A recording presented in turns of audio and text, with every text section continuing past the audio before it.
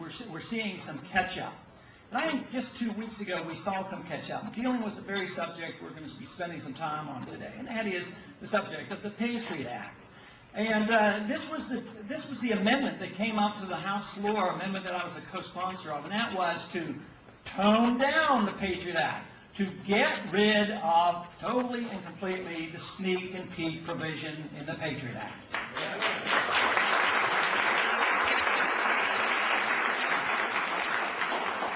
And we weren't sure whether we could get it to the floor because I was a co-sponsor of another amendment with Bernie Sanders, who wanted to get rid of that portion of the bill that said that the FBI has the authority to go in and just start snooping at libraries and bookstores and just looking at all the lists in case they might find some information that would be worthwhile in their great effort to provide security for us. And that was ruled out of order and fought and fumed with it, and it looked like that would not be brought up. So when this subject of sneak and peek came up, the lead on that was Butch Otter from Idaho, and he had voted against. He was one of the very few Republicans that voted against the Patriot Act. There were 3 of us that voted against it. He had voted against it, so he's been very consistent on this issue. And I was the co-sponsor of that, and we got it 2-4, and we got a vote on it. But the amazing thing, not only did we win it, but we had over 300 members of Congress vote to weaken the Patriot Act and get rid of that provision.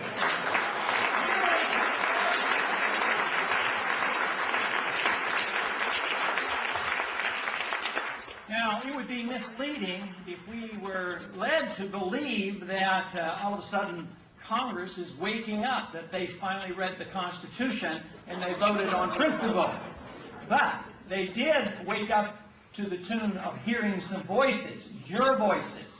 And that's the part that I am so amazed about.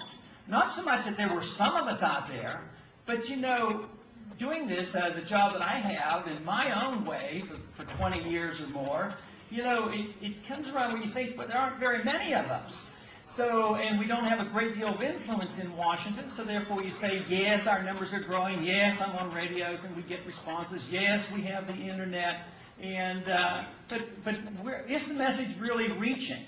And I think this vote is a reflection of the fact that several things are happening. One, there are more of us than ever before, and the other fact is that we have better means of communication. You know, we have the internet and radio and shortwave and newsletters and just so many more things available to us than 25 years ago when I first went to Washington. You had 3 major networks and that was it.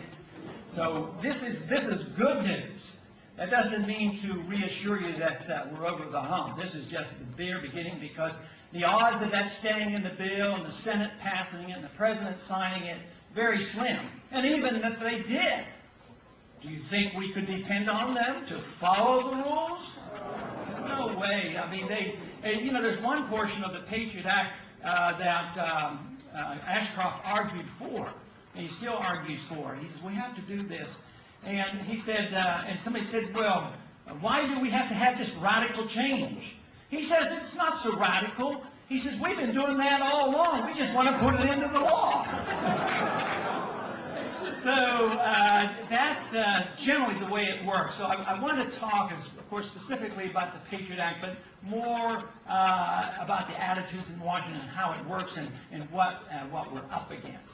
First, it's a political attitude, the determination of individuals to go to Washington and do what they say. Have you ever had a member or a candidate come to you explaining their position and they sounded pretty good and then went to Washington and forgot what they told you? Has that ever happened? That was probably one of my early motivations to run for office, was the fact that too often we've been deceived. We can never agree on every issue. We can't have unanimity on everything. But we should have agreement on sticking to our promises and doing our very best to obey our oath of office, and that is to obey the Constitution.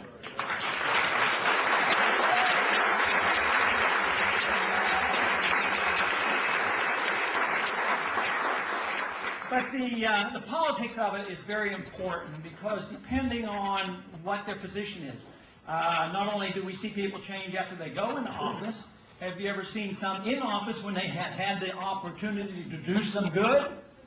When they left, they became outstanding spokesmen for our policy, but didn't do anything for us when they were in office.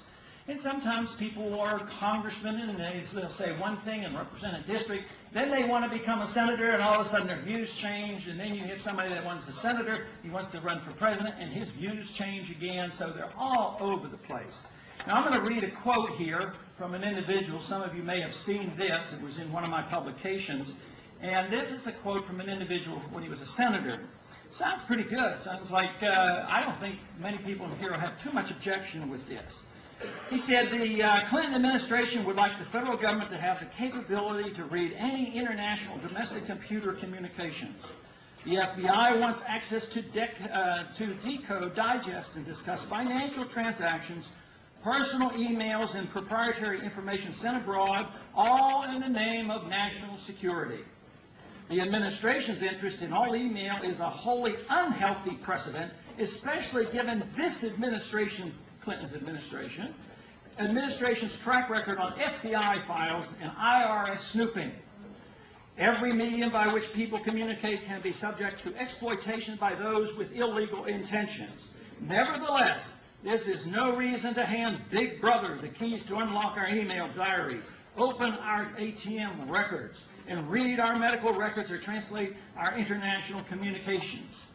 The implications here are far-reaching, with impact that touch individual users, companies, libraries, universities, teachers, and students. Does anybody disagree with that statement? That's a fair warning. That comes from none other than John Ashcroft. But now he's in charge. He has the power, and all of a sudden his attitude is different. He will know how to handle the power and authority much better than the Clinton administration. But maybe Wallace was right. Maybe there's not a dime's worth of difference. It's too bad we can't make him eat these words. That's what he needs to do.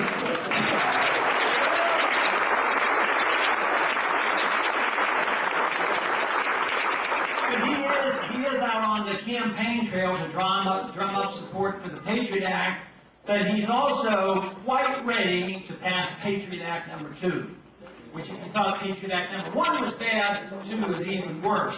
You know, under that one, they're going to be able to decide whether you're an American citizen or not. And then if you're not an American citizen, oh, you might be in Guantanamo before you know it.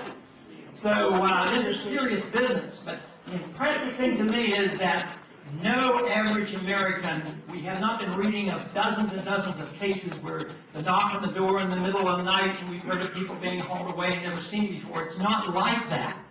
And yet the American people, individuals like you in this room and many other tens of thousands of people have come to realize that if we're not careful, it could come to